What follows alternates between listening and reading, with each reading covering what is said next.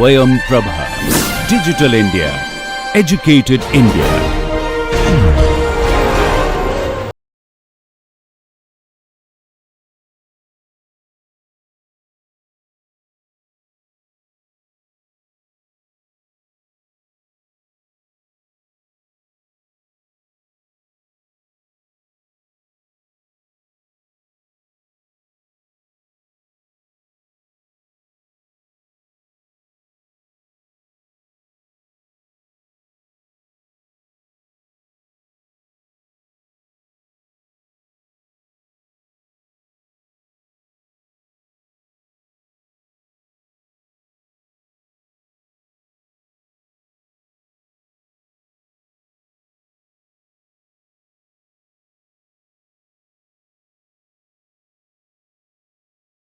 Hello and welcome back to a fresh new lecture on control systems. Over the past few lectures we've been discussing these two properties such as observability and controllability, and what started off as our quest to find out how to simulate an ODE using an analog computer, in the sense that we said that look, if you want to give initial conditions to your analog computer, you better know what initial values to set at the input terminals of the integrators, which are basically realized through operational amplifiers, right. So basically these two questions of observability and controllability were the what and how questions, right. Why is that so? Because observability tells us that what values need to be set at these as these initial conditions of these operational amplifiers that serve as integrators in order for me to be able to simulate the system based on the information I have about the output and its derivatives at the initial instant. And the controllability tells me how to set those values. Once I determine what values to set at the integrators, can I set them by sending in suitable inputs through the input channel. Yeah, so this what question is answered by observability, the how question is answered, or even you might say it's a whether question, right, whether we can set this, yeah, that is answered by this property called controllability, right. So if it is whether it is true, if the answer to that whether is a yes, then the question comes how, and we have shown you, well, roughly speaking, how to set it using those impulses, which you may not be very happy with, but at least at a theoretically abstract level you might give it the pass, right. But remember, there's this other important question that we were discussing, yeah, right at the beginning when we discussed this similarity transformations. We said that if you start from the same transfer function or ODE and you get two state space realizations, can you always be sure that there does exist a similarity transformation between them?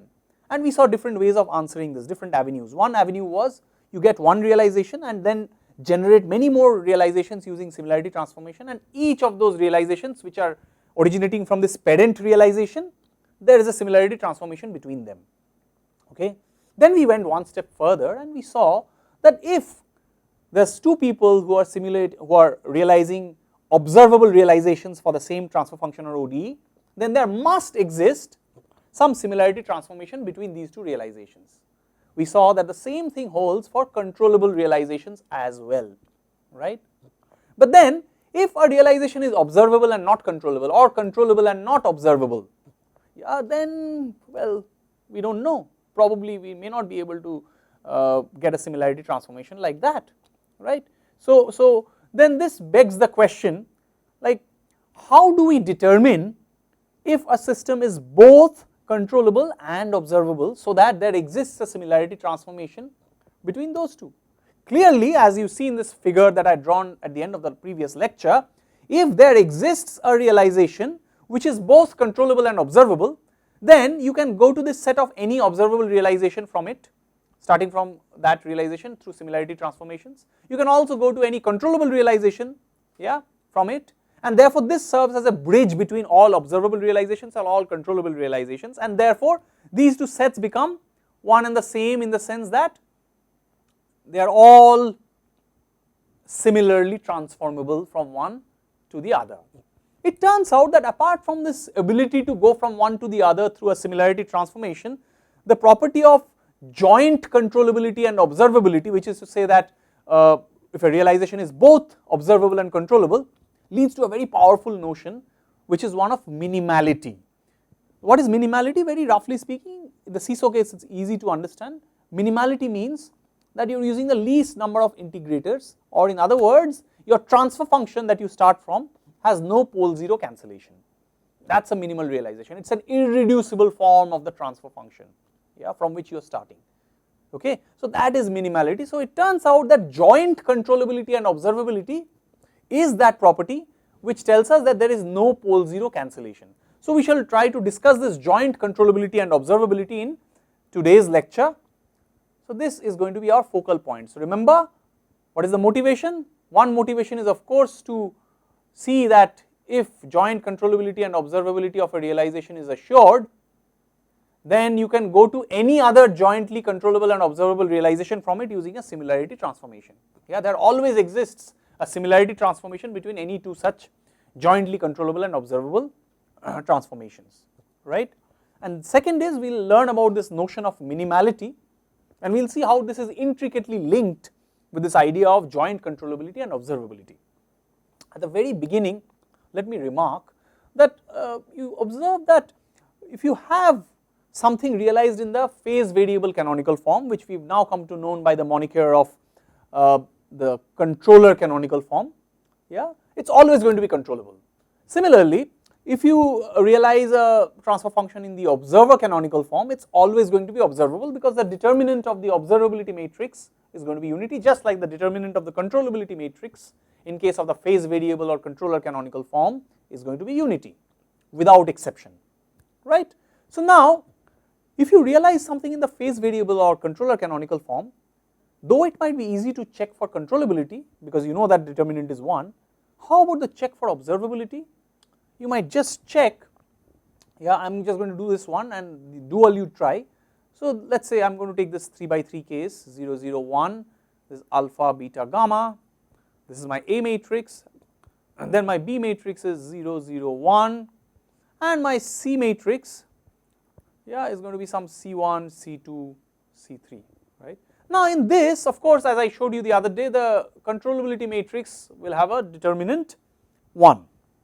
What about the observability matrix? You see that if you take C, CA and CA squared, which is basically my observability matrix here, I am just going to do this trial for you to be able to appreciate.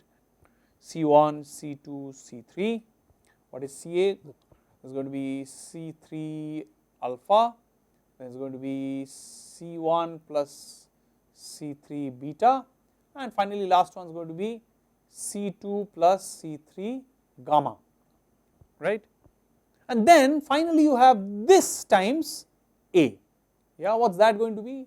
Very complicated looking sort of thing, no. So it is going to be C2 alpha plus C3 gamma alpha.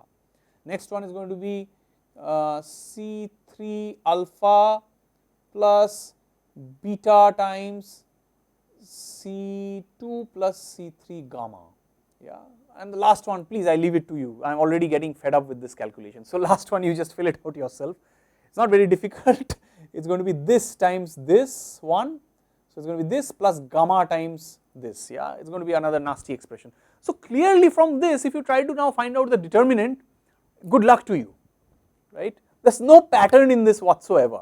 So from the controller canonical form, determining observability is not easy. By the same token, you now realize you take the typical system matrices in the observer canonical form and you try to find out the controllability, you will run into some similar difficult problem. Yeah. So then none of these forms is very wieldy or like lend themselves easily to the analysis of the dual property. Controller canonical form doesn't lend itself easily to an observability analysis. The observer canonical form does not lend itself easily to a controllability analysis. Yeah. So we wonder, is there any form at all that is going to allow us to check for both of these properties, maybe not as easily as in their typical forms, right, but at least somewhat more transparently, but if it is somewhere in the middle ground. And it turns out that this effort that we have invested on Jordan canonical form is now going to pay off, because it is exactly this Jordan canonical form which gives us some indication as to how, by looking at the ABC matrices, you can infer about this property of joint controllability and observability, right. So what are the typical Jordan blocks? We will take them piece by piece and we will show you that in each of those blocks what kind of a corresponding B and C matrix structure are we asking for, yeah, for controllability and observability. So let us take the simple case, the diagonal case, yeah. So lambda 1, lambda 2, lambda n, suppose this is my A matrix, okay. So Jordan canonical form, remember why are we interested in this Jordan canonical form? Any square matrix, this is a very famous fundamental result in linear algebra from the 1870s, by the way, if you are interested in the history. So this tells us that any matrix can be always transformed through a similarity transformation into this Jordan canonical form. So you better use that same similarity transformation on your B and C matrices and get to this Jordan canonical form. Now in the special case you might get the diagonal matrix as your Jordan canonical form, but in case there are repeated roots and things like that, then you will have this other kinds of Jordan blocks, okay, but we will get to that shortly. So let us first consider the diagonal case. So let us say this is my A matrix, my B matrix is something like beta 1, beta 2 dot dot dot till beta n, and my C matrix is something like gamma 1, gamma 2 dot dot dot till gamma n, right. Now excuse me, with this if I try to find out using that test for controllability and observability using those matrices and their determinants, of course I will get some result, but even before that intuitively I want you to feel for something, yeah. So get this x dot is equal to ax plus bu, y is equal to cx plus du, okay. So now notice that this means that x1 dot is equal to lambda 1 x plus beta 1 u. In general you have xi dot is equal to lambda I xi, so this is x1 plus beta I u, right. Likewise, and you have y is equal to summation gamma I xi, I going from 1 through n plus some constant d times u, yeah. So now notice that one thing you can obviously deduce even without, so this intuition actually helps, particularly in the CISO case this intuition helps, okay. So that is why I am very interested in this, in developing this intuition rather than always evaluating this matrix. Note that in this particular decoupled form of the equation, if your beta I happens to be 0, yeah, this is completely decoupled, so xi depends only on xi itself alone, on no other x, right. So if your beta happens to be 0, there is no form of control that you can apply which will have any effect on xi's dynamics, right. So beta must be non-zero for controllability. By the same token, if your gamma I happens to be 0, yeah, because all the states are decoupled, xi is not affected by xi minus 1, I minus 2, 1, 2, 3, any one of them, right. So if xi's corresponding coefficient, that gamma I in the C matrix happens to be 0, then xi is not reflected. So no matter what you do to xi, the output does not change. So there is no way of sort of gauging what xi is based on information that you have about y or its derivatives, yeah. So you will fail the observability test. So clearly even without evaluating this observability and controllability matrices and looking at their ranks, these are two conditions that are very obvious to you, okay. So these are absolutely necessary conditions for controllability and observability. For controllability you need, so let me make this claim here, for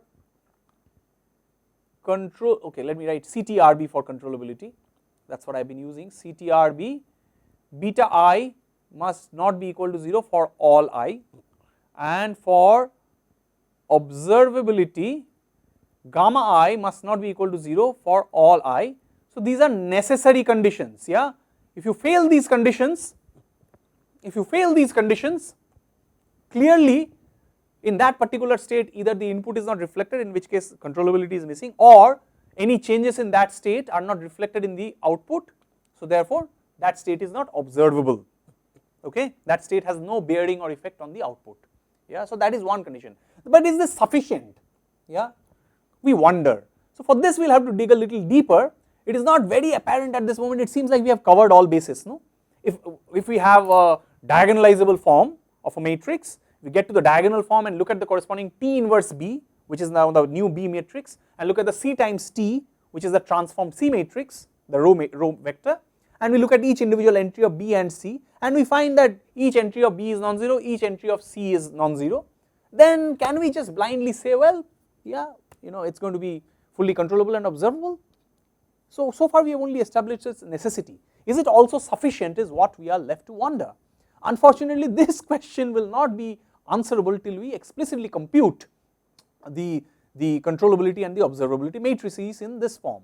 So we can of course compute the observability and controllability matrices in this form, because we have seen that if we can infer about the controllability from this form, then we know what the controllability of any similar form is, right? Because controllability and observability are invariant properties to similarity transformation. We have seen that, right? You take any form of a realization, yeah, if it's controllable, and you go to any other form from it through similarity transformation, that new form will also be controllable. That we've already seen. Yeah, we've seen actually something more. We've also seen that you take any two controllable forms and there always exists a similarity transformation between them, right?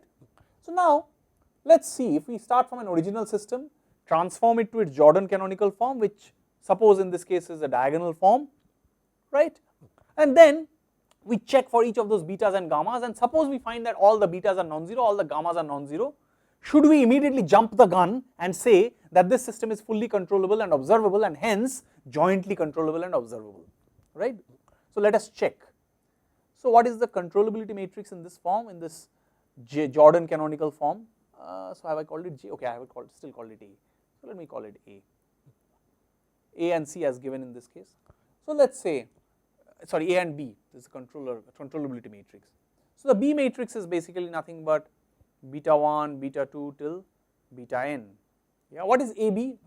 Now you notice that you multiply this diagonal matrix, yeah, you will get lambda 1 times beta 1, lambda 2 times beta 2 likewise.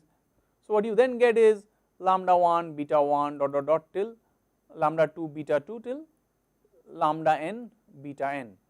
Likewise, if you keep going like this, what you will get is final term will lambda, lambda 1 to the power n minus 1, lambda 1 raised to the power n minus 1 times beta 1, lambda 2 raised to the power n minus 1 times beta 2, likewise till lambda n raised to the power n minus 1 times beta n. Yeah. So this is what we will eventually end up getting. Yeah. But this can be written more conveniently in this following manner: 1, 1, 1, 1. Okay. I mean, I've probably written too many ones for my own good, so let me use that ellipsis notation. Yeah. And then this is lambda 1, lambda 2, lambda n, then this is lambda 1 squared, lambda 2 squared, yeah, dot dot dot, and this is lambda n squared likewise. Yeah, so we go like this, and then we have lambda n to the n minus 1, and we have lambda 1 to the n minus 1, lambda 2 to the n minus 1, dot dot dot, like this. Yeah, times okay, this is basically row operation, so we should have yeah.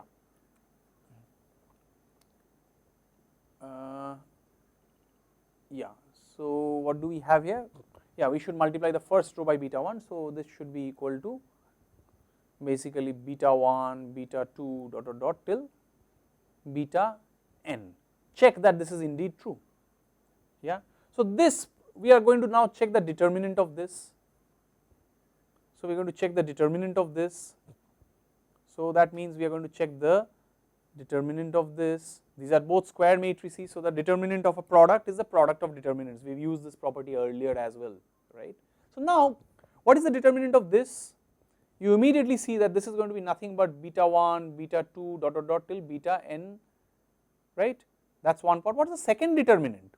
Now this is a typical, again, maybe this is the second time or third time, I don't know when, how many times we are encountering this. This is a van der Moon matrix, and you can take this as an exercise to show that the determinant of this van der Moon matrix, yeah, you can take this as an exercise. Yeah, it's an interesting little exercise, allow you to exercise your brain muscles, and you'll see that this is nothing but going to be the product of all lambda I minus lambda j, I not equal to j. okay. That is what this determinant is, right. So when is this equal to 0? This can either be equal to 0 if any of the betas are equal to 0, yeah, which we have already inferred even without evaluating this controllability matrix and its determinant, right. So this we are already aware of, but now this controllability matrix throws up something even more curious. It says that these eigenvalues of a diagonalizable matrix better also be distinct. This is something we had not bargained for. We knew that this controllability was basically the coupling with respect to the from the input channel to the state, right. So what if the eigenvalues are repeated? Why should that cause us to lose controllability? Yeah, this is something that needs a bit of thought, right. Why should this also? What is the physical significance? In other words, mathematically we understand that this, if you even believe me that this van der Monde matrix, its determinant is indeed given by this, although I urge you to check this as an exercise. But you know, if you believe me on this, I am not going to derive this van der Monde matrices determinant, but it is very well known result, yeah. So now what we see is that, well, apart from the fact that all the B's, all the entries of the B matrix must be necessarily equal to non-zero, some non-zero quantity, these eigenvalues need to be distinct. So physically, what does it mean? Now notice something here. You see, and this requires a bit of intuition, but you should develop this intuition. It may not be very apparent to us immediately, but now notice that if you apply an input, suppose without loss of generality, you have x1 dot is equal to lambda x1 and x2 dot is also equal to lambda x2, okay. Suppose this is the case, suppose it is a diagonal case and these are the two states for whom the coefficient is the same, right. Now of course this one is getting the u, this one is getting the same u. So then what happens is, you see the same input is being applied to both of them, yeah. So the only difference between the evolution of the state, so if you take this as your time axis, yeah, the only difference between the evolution of x1 and x2 will be based on the initial condition alone, yeah, because x1, remember, is going to be like e to the lambda t x1 0 plus this e to the lambda t minus tau u tau d tau integration from 0 to t, and x2 is going to be e to the lambda t x2 naught plus 0 to t e to the lambda t minus tau u tau d tau.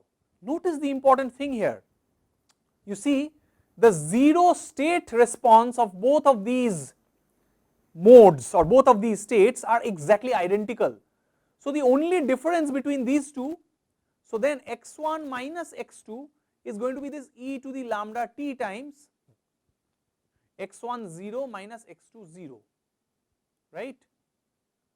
So therefore, if at any point you are in a particular, you have a particular state coordinate, say x1 t, x2 t till xn t, and you want to go to another coordinate, say x1 t2, x2 t2 dot dot dot till xn t2, yeah, what must be true is that the difference between these two fellows better be equal.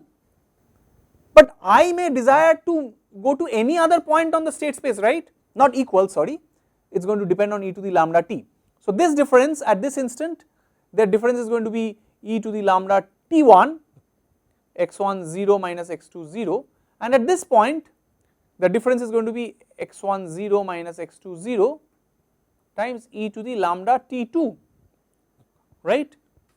So I have no control over this. In other words, if I ask you to go from one particular initial condition or one particular state at some time instant to another state which does not meet this condition, which does not satisfy this condition, if your initial difference is this, then your final difference between x1 and x2's these components, the ratio is e to the lambda t1 and e to the lambda t2.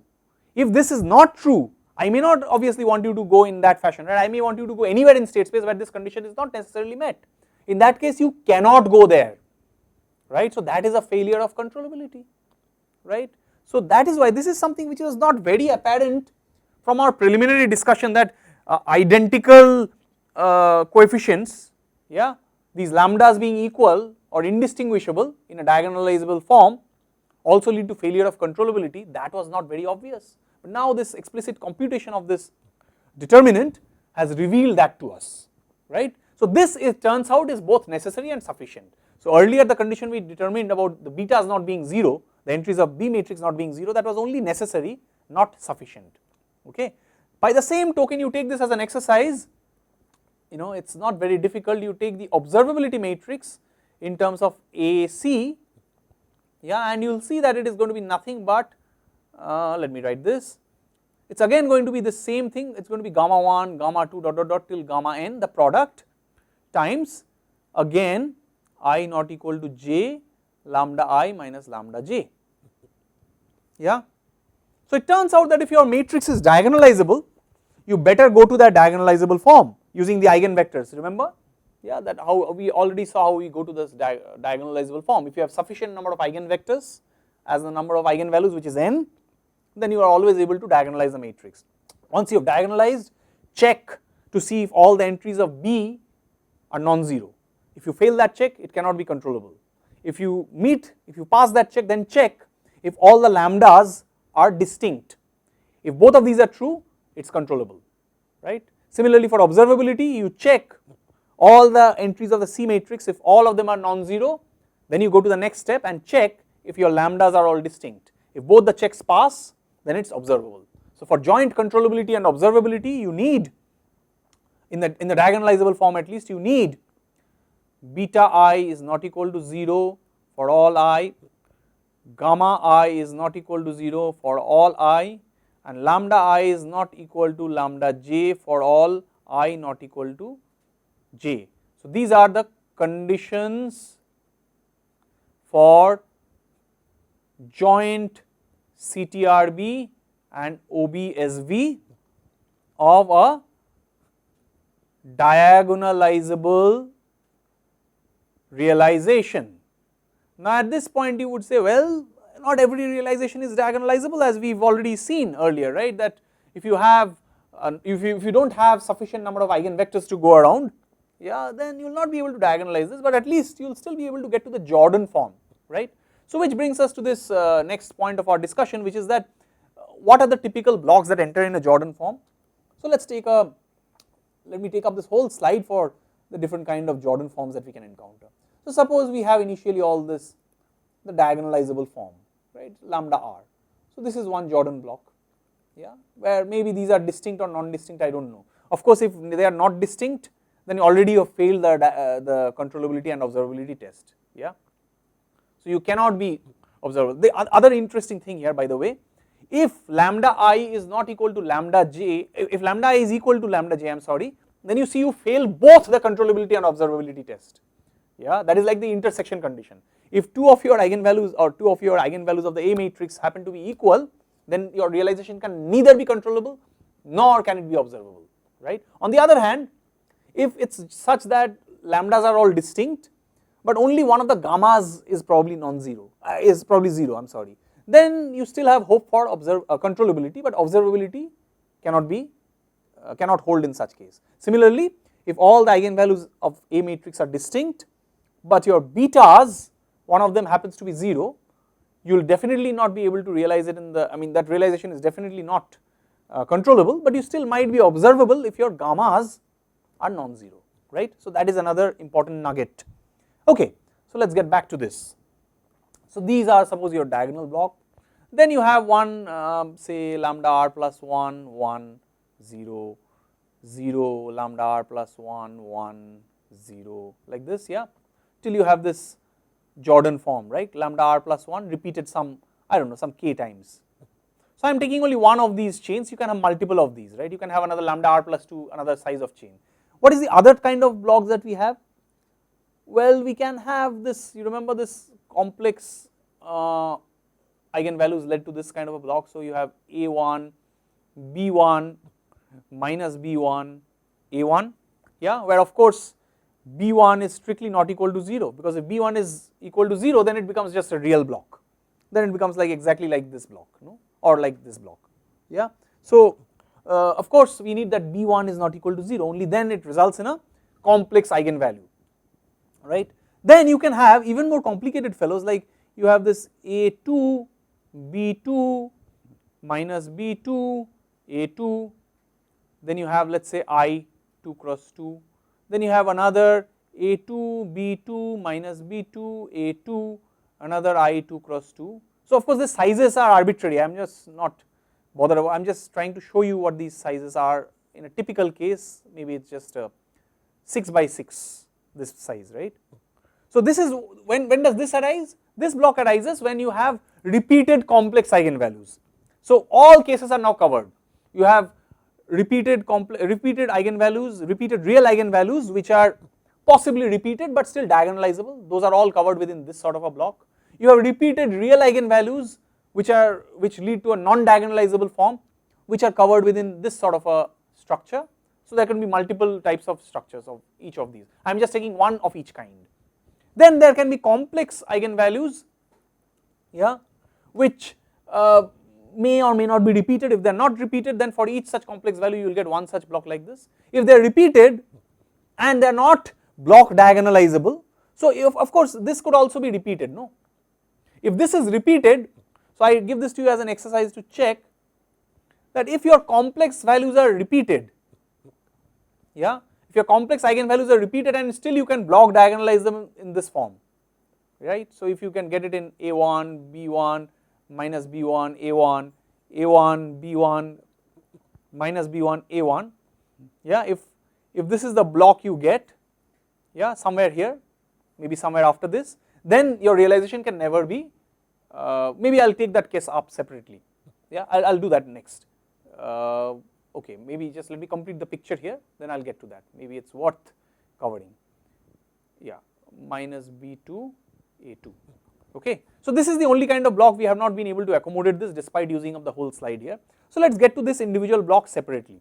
So suppose you have at least 2 repetitions of a complex pair of complex values, A, B, minus B, A, B, minus B, A. Now of course you can take all possible A matrices and B matrices, B matrices and C matrices and check whether it is going to be ever controllable and observable, but there is an easier way to investigate this, yeah. And now that we have developed that intuition on why it does not work when there are identical eigenvalues and it is diagonalizable or block diagonalizable, see in case of the real case it is diagonalizable and it is repeated, and we have seen that that leads to lack of controllability.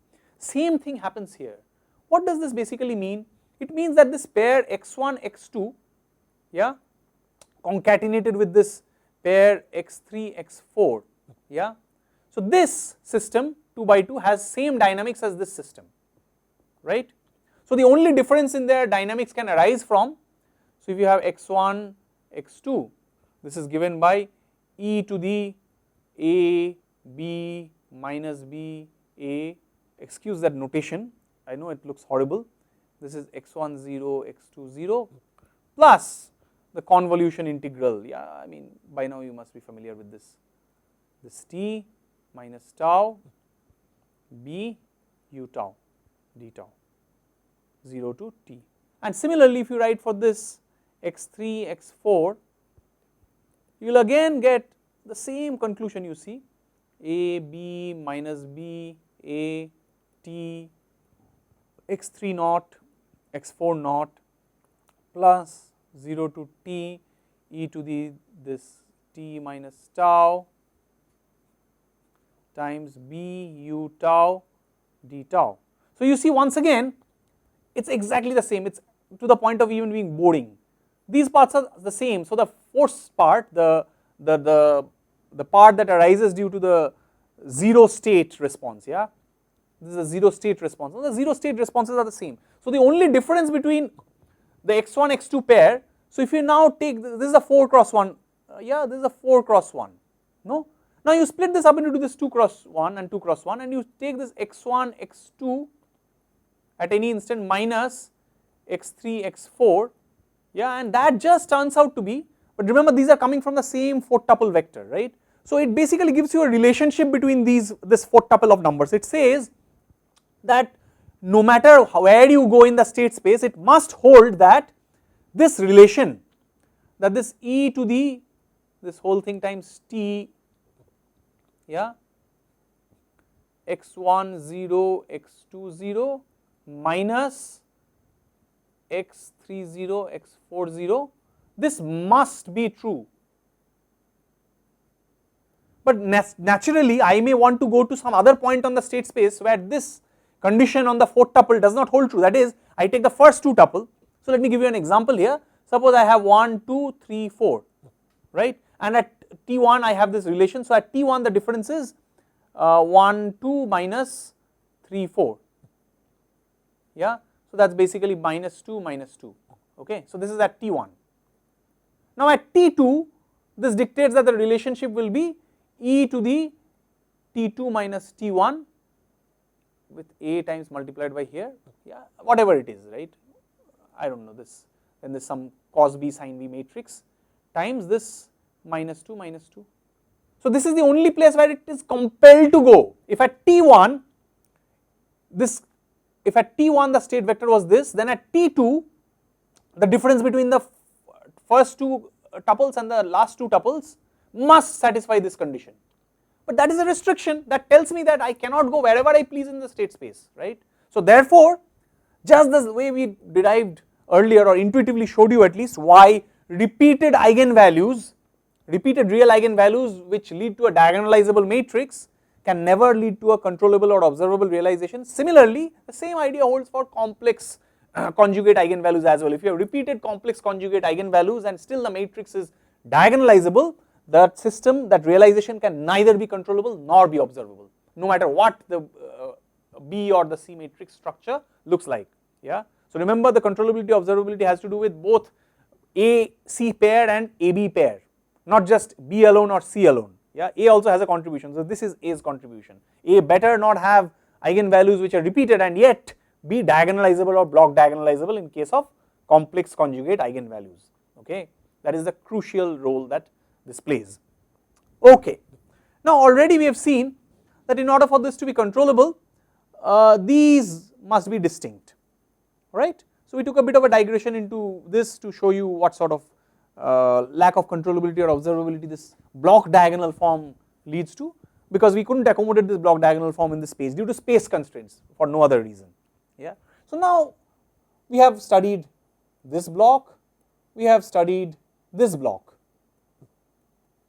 yeah, and now finally we study this block. So let us take a Jordan block like this, lambda 1 dot dot dot till lambda 1 1 1 1 likewise like this, yeah. So when is this controllable? So again you can always go ahead and check that this, so you take the beta 1 beta 2 dot dot dot till beta n, yeah, and then you go ahead and find out that the next time you multiply this by this A, what happens is you get this hang on, yeah, lambda 1 beta 1 plus beta 2. The next entry is lambda 1 beta 2 plus beta 3. Likewise you get, and the last one you get is lambda 1 beta n, okay.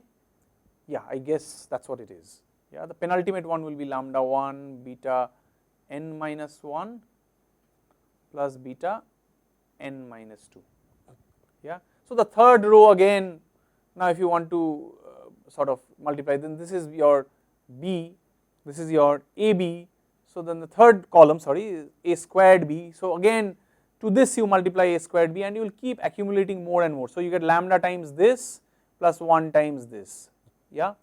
So likewise, so you see this again sort of makes matters apparently a little complicated, right. So how do you evaluate the determinant of this, for instance? But you might note something interesting happening here, which is that this particular column is cooked up by lambda 1 times the first column plus this second column shifted by 1 upwards, right, shifted by 1 upwards, except that there is nothing to fill it up from below here, yeah. So sorry, was that, yeah, so it is beta 2 beta So this is beta 3, I'm sorry. Oh, okay. Yeah, so this is beta n. Yeah, I'm very sorry, extremely sorry. So this was the general form. So now you see that you shifted it 1 times up and you got rid of the beta 1, and the last one you did not replace it, so you did not cyclically wrap it around with the beta 1, but you got a 0 here. So the next time you do this, you know, this is what will keep happening. This pattern, if you believe me, it will keep happening like this, and eventually you will notice that the condition for condition for controllability. So if you want to evaluate this controllability matrix here, this is how you had better go about it. But I want you to observe something beyond that, right? What I want you to observe is that suppose I have a B matrix for this which just has the 0 ... till 1 here, just the one in the last position of this Jordan chain. What does it mean? It means that this, suppose this is x1, x2 ... till xn. Yeah. So then what I have is xn dot is equal to lambda 1 xn plus u. What about xn minus 1 dot? Xn minus 1 dot is equal to lambda 1 xn minus 1 plus xn, right? So now if you differentiate this xn minus 1 one more time, you will see that xn minus 1 dot, you will see it is going to be coming out to be lambda 1 xn minus 1 dot plus xn dot, which is going to be equal to lambda 1 xn minus 1 dot plus, and now you plug back this here. So you get lambda 1 xn plus u. So eventually you see this xn minus 1, because it is affected by or influenced by xn, which in turn is influenced by u. So therefore in the dynamics of so this is xn minus 1 double dot. I don't know how I missed that second dot here. So in the dynamics of xn minus 1, somehow this u enters, yeah, after 2 integrations, right? So if you now integrate twice on both sides, you see that in the expression for xn minus 1, u is involved. So that's why the control does affect xn minus 1. So similarly you can carry on like this upwards, and you will see that every single state after a suitable number of integrations of u, it appears, right? So first you have to take, for example, if you take x1, yeah, and you differentiate it how many times? So let's see, this is 1 times, this is 2 times, yeah. So you differentiate this n times, yeah. So you take the nth derivative of x1, and you will see that you will have some of these states plus some u entering here.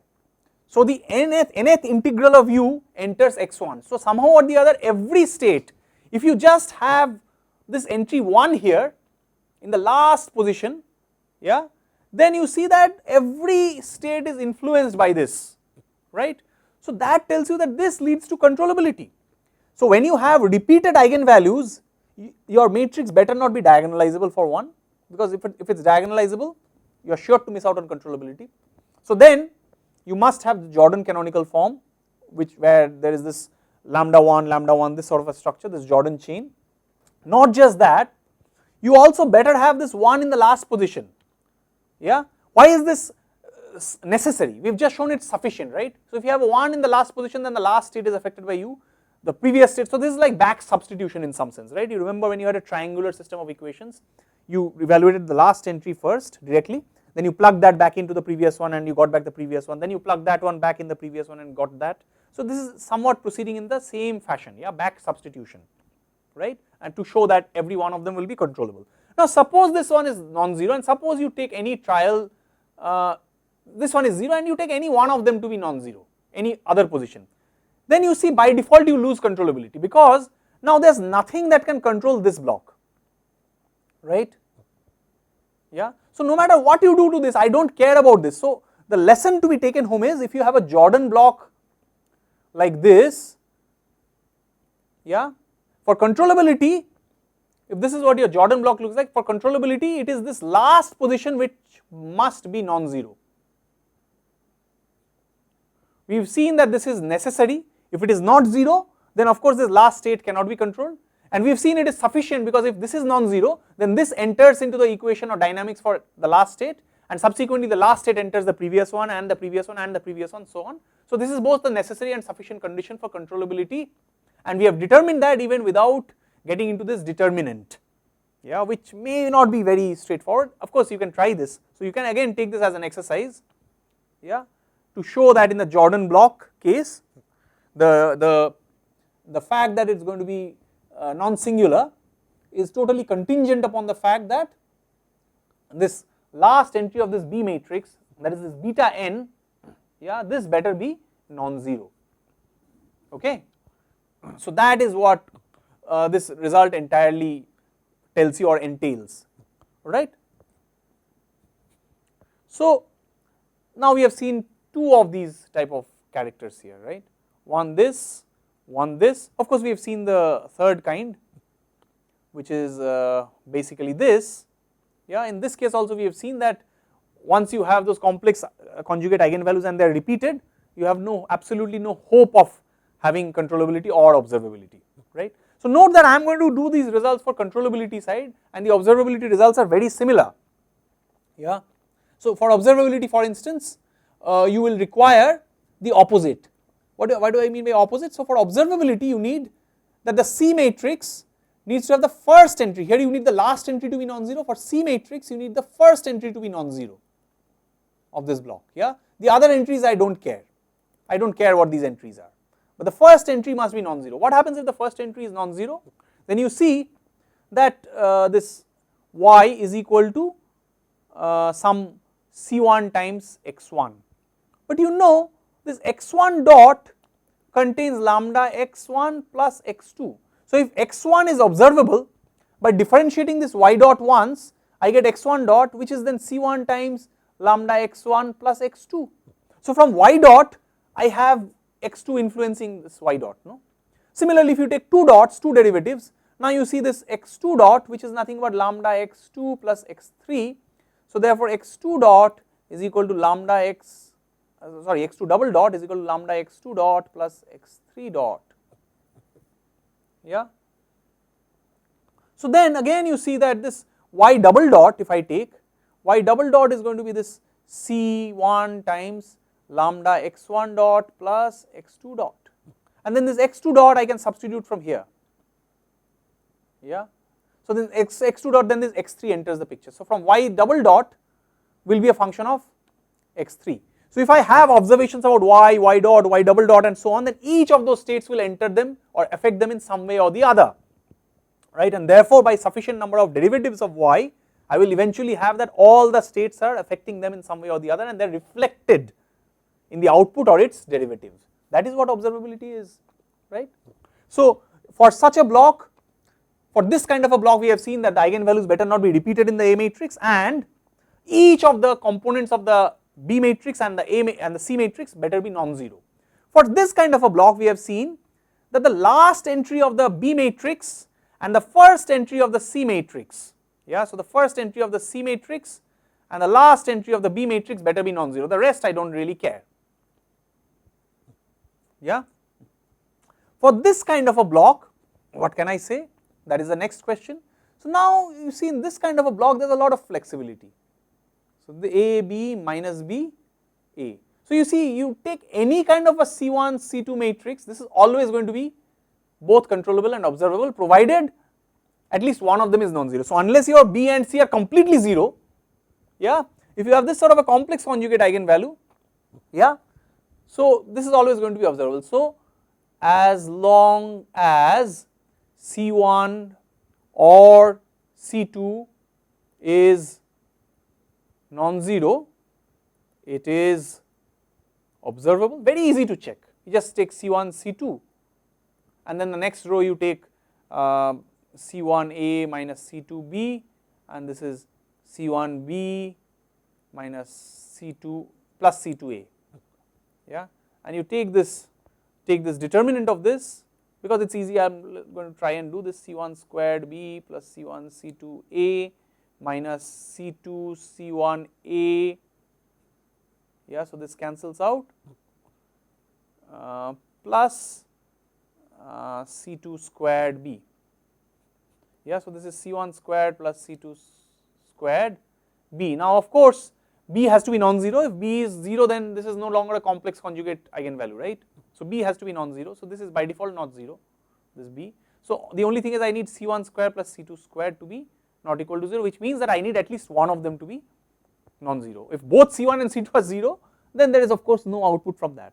So same thing can be inferred about, so this is the observability. So you check for the controllability, you will get this condition that B1 squared plus B2 squared is not equal to 0, yeah, in which case it's going to be controllable, right. So this is for this sort of a block, right. So for this kind of a block we have figured out what we need for controllability and observability. Finally for this, in very much the same fashion as for the real eigenvalues, only thing that instead of the diagonals we consider now block diagonals. You see that we need for controllability any one of these. So these last two, not necessarily that both of them have to be 0, okay, any one of these to be non-zero, any of these not equal to 0, okay. If any of these is not 0, then it is going to be controllable. Similarly for observability of this whole block, yeah, any of the first two better be non-zero, any of these is non-zero. What is the intuition behind this? Often, as I say again, you can take this up as an exercise and you can go into those nasty calculations with the symbols and all, and you'll eventually come up with the same conclusion. But what is the intuition that helps here? You see, the intuition that helps here is again the same. If any of these two fellows is non-zero, then that control enters either of the last two states, either xn or xn minus 1. If it enters one of them, then it enters the other as well, yeah, because these two are coupled. Because it's not purely diagonal but block diagonal, if a control enters xn minus 1, it enters xn. If a control enters xn, it also enters xn minus 1, yeah, and thereafter it is just same. If it enters xn minus 1 here, then it also enters this, and because if it enters here, it enters here, and then if it enters here, you see it will enter here. So likewise you can form a complete chain. I hope you are following the reasoning here. Let me draw that part of the chain a little elaborately.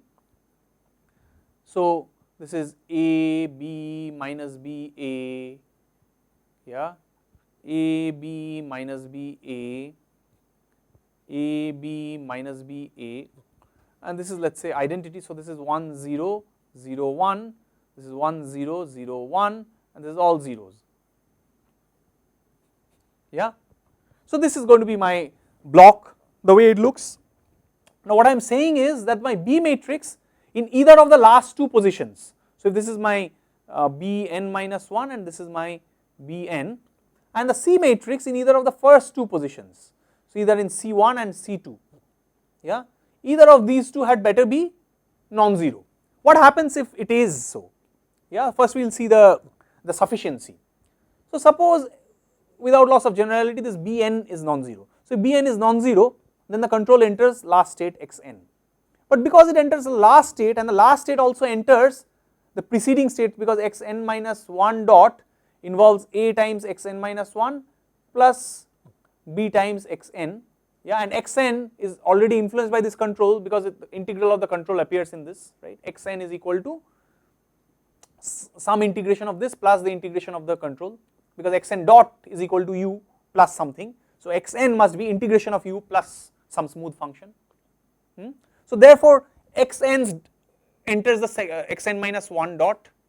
So therefore xn minus 1 will have double integral of u entering it, yeah. So therefore if any one of these, similar thing happens if u enters the last but one channel, that is this Bn minus 1 is not 0, then because the last block is also influenced by xn minus 1, look, it is minus B times xn minus 1 like last one, right. So therefore this integral of this u enters xn minus 1 and double integral of u enters xn, right. So either of this case, if the control enters either of those channels, it influences both those states, the last two states. Now once it influences this last two states, because it influences the last but one state, it influences this state. Because it enters the last state and the last state is present here, it influences this state. Now you keep building, so these two are also now influenced by the control, right. The control enters there, some higher derivatives of these, or the integral of the control, some higher integral of the control enters these states, their state equations, right. Then again because it enters here, it enters here, because it enters here, the control enters here, so then this state is also controllable, this state is also controllable. So there is a connection, there is a channel from the control, from the input side, yeah, if you think of it like a connection circuit diagram, there is like a connection that is established from the control, you can go to every integrator, there is a path leading you from the control to every integrator, yeah. So whenever you have these repeated eigenvalues, whether real or complex, yeah, that path must exist. Yeah, this is somewhat in some sense like a graph theoretic notion, but forget about that for the time being. It's like a wiring diagram, you can treat it, right. So similar thing also happens for observability. Now you see, if these first two states are observable, because the first state is observable, if the first state is observable, then of course the second state is also observable because it is entering the equation already. Similarly, if only the second state is entering, if this is only the only non-zero entry in your C matrix, yeah, then because the first state also enters here, the first state is also observable there, and because both of these states are observable, now you retrace your steps back. So that's why you see controllability and observability are such beautiful dual notions of one another, because now this first state and second state are both entering the output in some way, in some coupled way, yeah. Now because the first state is there and the first state also is reflective of this, right, so therefore this state, the third state enters, because the second state is influencing the output, yeah. So if the second state is influencing the output, the second state is in turn influenced by the fourth state, yeah. So the fourth state is also affecting the output, yeah. So it's a chain of reasoning, even without computing those nasty controllability and observability matrices, just by establishing this connection, you see that if you have repeated eigenvalues but they are in this block Jordan form rather than in the diagonal form, yeah, you will still have observability and controllability provided at some crucial locations. You know where to look for those crucial locations. I don't care about the remaining entries, yeah. These remaining entries, whatever they might be 0, non-zero, whatever, I don't care. But so long as one of the first two entries of the C matrix or one of the last two entries of the B matrix is non-zero, it's going to be both controllable and observable, right. So that's why we love this, okay. The final point is, now let's say both of these are 0 or both of these are 0. What happens then? It's easy to see that this is a necessary condition to be controllable and observable, that one of them is non-zero. If both of these are 0, then clearly if both bn-1 and bn are 0, then clearly these last two states are totally uncontrollable, so therefore you lose controllability.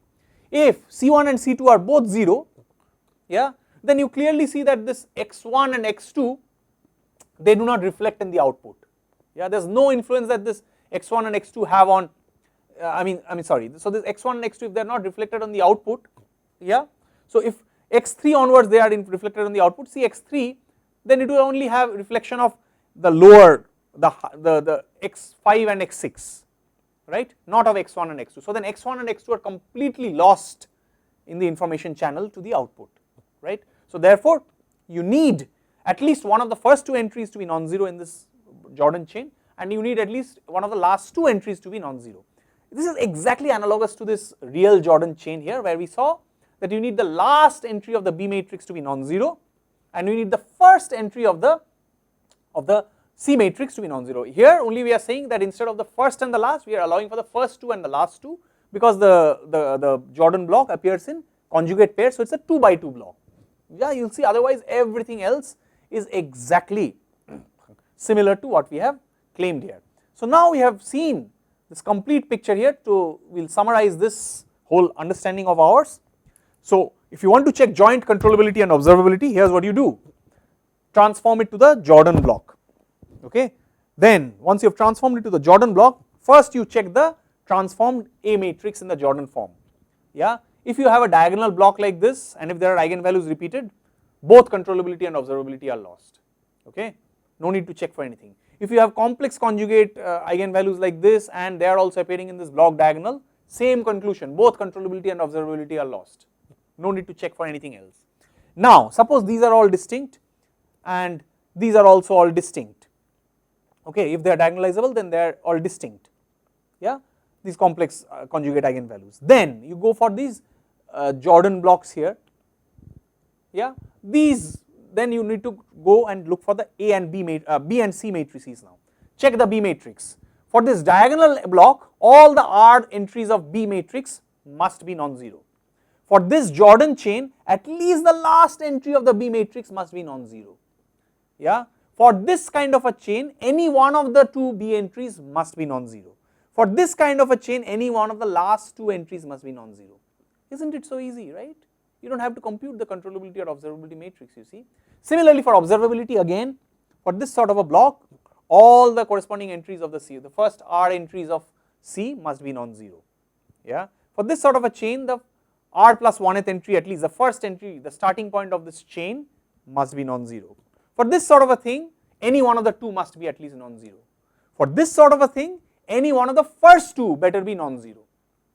Yeah. And that's how, even without computing the controllability and observability matrix, but just by looking at the A, B and C matrices in the Jordan block form, you can infer about whether a system is both controllable and observable. So to summarize, what I am saying is the defect in controllability or observability or joint controllability or observability could come from two directions. One, from the A matrix itself. What sort of defect? Defect in the sense that if corresponding to a repeated eigenvalue, you have more than one Jordan block. And remember, when I am saying Jordan block, now I am actually counting one by one, that is the diagonal blocks as one by one Jordan blocks as well, right. So for every eigenvalue, you should have no more than one Jordan chain, okay. If for any eigenvalue, say, which has a multiplicity 10, you end up with 3 different Jordan chains, one of size 4, another of size, let's say 5, another of size 1, then your hopes of controllability and observability are both dashed then and there itself, right. So that is one way in which you could lose both controllability and observability if that rule is not valid. Now, of course, this I have not proved rigorously. I have shown you only the simplest case of one single Jordan chain or just diagonal repetitions, but you can check that if there are multiple different Jordan chains corresponding to an eigenvalue of different sizes, yeah, for the same eigenvalue, that is, if you have multiple Jordan chains, then also you lose both controllability and observability. Please try to take that as an exercise. The other way in which you can lose controllability is if at some critical positions of the B matrix you have 0 entries, and the way you lose observability is if at some critical locations of the C matrix you have 0 entries.